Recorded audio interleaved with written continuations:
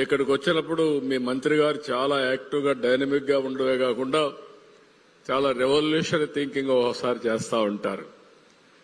ఆయన మా స్పీకర్ గారికి చెప్పారు, అసెంబ్లీ మాక్ అసెంబ్లీ పెట్టాలి, అసెంబ్లీని పెడదామని చెప్పి ఆయన అడిగారు. స్పీకర్ గారు డైలమాలో పడ్డారు.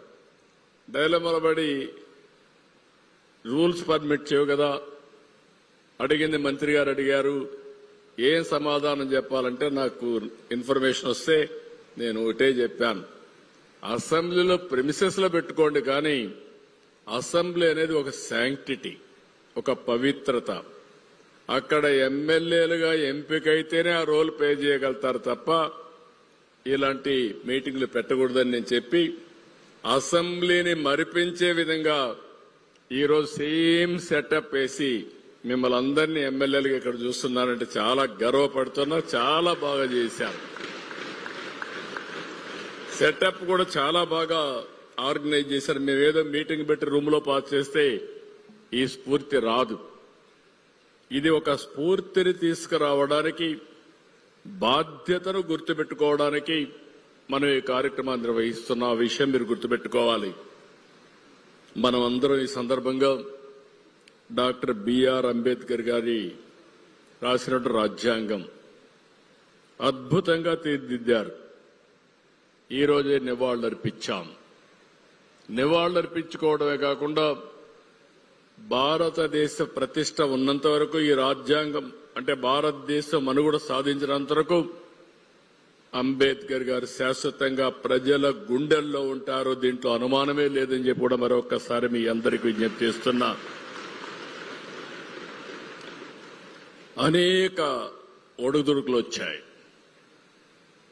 అనేక ఛాలెంజెస్ ఫేస్ చేశాం, ఎమర్జెన్సీ లాంటి ఛాలెంజెస్ ని ఫేస్ చేశాం.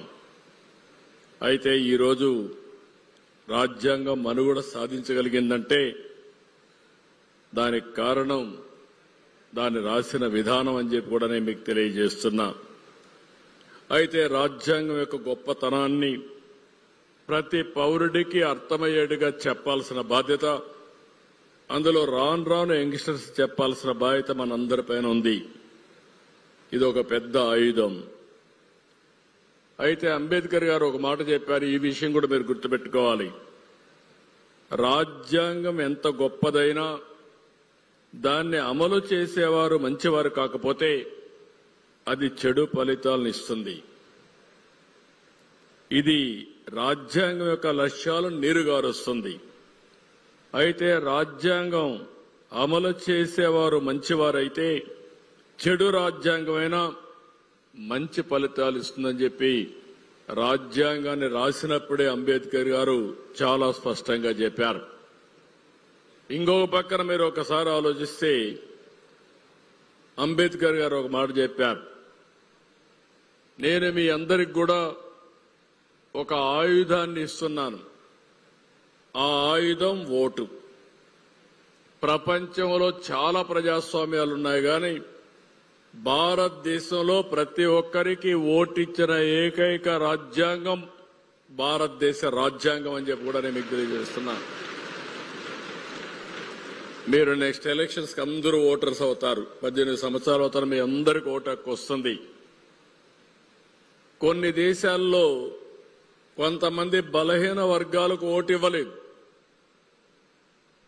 తర్వాత పోరాటాలు చేసి ఓటు సంపాదించుకున్నారు.